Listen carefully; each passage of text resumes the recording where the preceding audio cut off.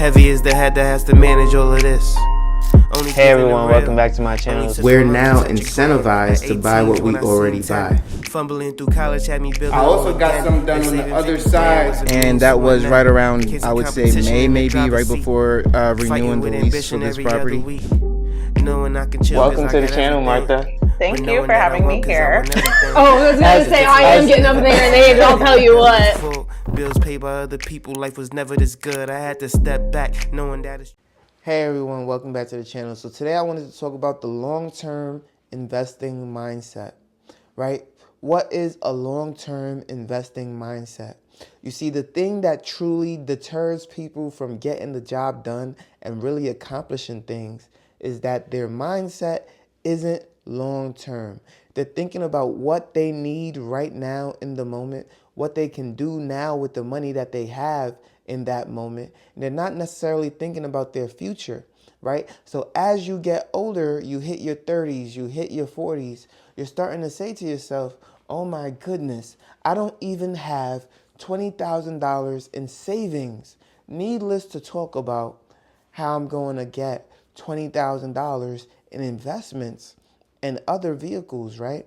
I have all these bills, all these expenses, car note, car payment, insurance, rent, mortgage, all these things, and I have yet to understand how I am going to start thinking long-term about my future and my investments, right? Having a mindset long-term is probably the hardest thing to do.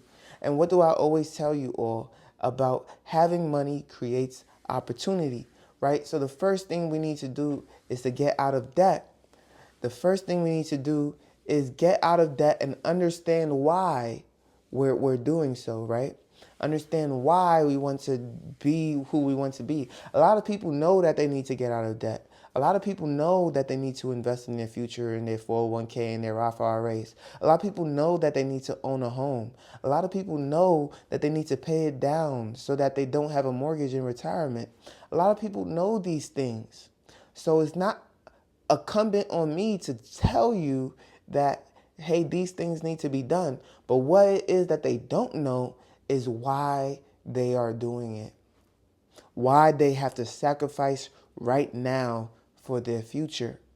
And to be honest, it's different for everyone. So I'm going to start off by telling you why I personally did it and why you might want to follow in those footsteps. So for me, long-term thinking, I didn't want to be someone who was stressed out about where I would live for the rest of my life. I wanted to be someone who knew if I were to purchase this home and pay it off, I would have a place to rest my head, free of stress, free of the burdens of society today, free of all these numbers, all these debtors coming to collect on me. I wanted to be free from all of that. And I knew the only way to do that is to own my home. Yes, you still have to pay property taxes. And some states don't have state tax, which is awesome, like Florida. But I knew that as long as I was able to do that, one burden is lifted, right? And then the next thing is I didn't want to be a burden on my family members. Now, burden is a strong word, but understand, I just didn't want them to have to worry about me. I didn't want them to have to worry about my future, my financial success, and everything that has to do with me. With that being said, I was able to accomplish that already. And so I'm happy that one of my goals I was able to accomplish right away by proving that, hey, I can live on my own, I can be successful, I can do this thing, right? After about a year or so of living on my own, no longer did I receive calls about, hey, you can come home if you want, which is amazing. Great calls to hear. It's great to know that people are there to support me.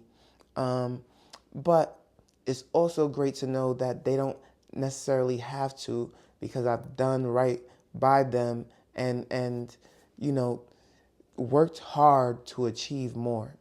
Now, with that being said, I also had a goal of simply being able to vacation more, visit countries and see family members that are in Africa or other parts of the world.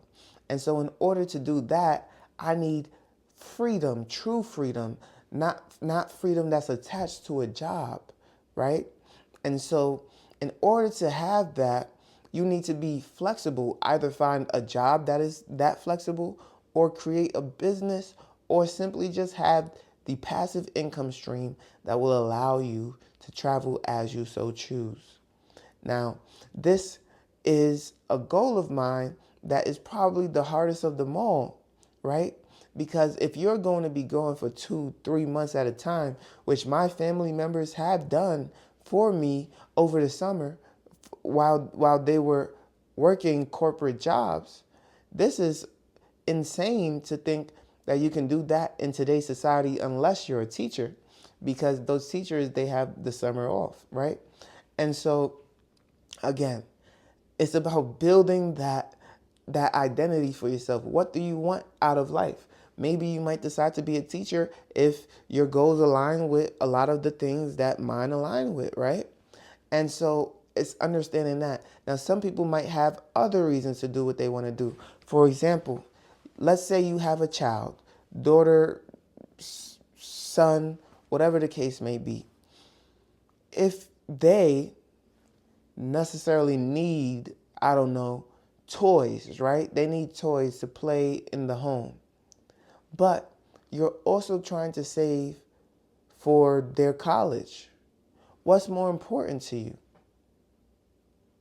Now, you can harp into them that you can't afford college and that they need to study as much as possible in order to obtain a scholarship of some sort in order to go through college, right? But as a parent, maybe you want to have the ability to provide some alleviation of the debt burden should they not get a scholarship. That is then in turn a long-term plan where you have to start to sacrifice things in the now. There are no more toys. You can go outside and play, but there are no more toys. You have to start thinking about what you're saving for, why you're saving for it, what's more important, how are we going to get there over a 10, 15, 19, or 18-year period. And so there are certain sacrifices that must be made now so that you can live better later on. And this is why you also need a savings account and an emergency fund. So if money is that tight, you can start to request raises or look for jobs that will pay you more so that you can support your family better and not be stressed out over the little things in life, right? And so that long-term thinking will propel you for promotions, propel you to start to look at life completely differently and where you want to be, what jobs you want to work, what life you want to live, so that you can structure that around your family, you can structure that around your time, you can structure that around everything that you do, right? And so that is why it's important to get out of debt, because debt is the burden of everything that you want to accomplish. And so once you get out of debt, you can then build that emergency fund. And once that emergency fund is built, you can then start investing in the stock market or the real estate market or both, like I do. And once you start to do that, guess what? The sky is the limit. Now you're in a place where you have this extra income to now invest in whatever it is that you are investing in. And therefore, you may also have additional income to now start to do leisure things and activities with your family, because you're no longer having payment plans on your cell phone. You're no longer having car notes. You're no longer having all this additional debt that really has nothing to do with living a financially free life. And so once you take control of all of that, you're going to have the extra $50 to go to the movies with your children. You're going to have all this extra income to start to put towards other things, miscellaneous, right? But you don't want to go into that rabbit hole of payment plans and unrecognizable debt like buy now and pay later schemes that are going on today, right? It's not a scheme, but it is a big detriment to what it is that you're trying to accomplish. So I say all that to say, long-term thinking means that you must think outside of the now. You must think past what you want today and why it is important for you to start to think about tomorrow, right? Only 50% of people think about their 5-year and 10-year plan. It is very important that you start to think about your 5-year and 10-year plan and understand, are you where you want to be? Are you working towards where you want to be? Are you doing the things that will help you to get to where you want to be? If the answer is no, then we need to start to change our direction. We need to start to change our life. We need to start to invest in our future. If you like this video, make sure you leave a like, comment, and subscribe to the channel. You know I post every single day at 8 a.m. daily on YouTube and on Rumble, and I can't wait to see you on the next one. Peace.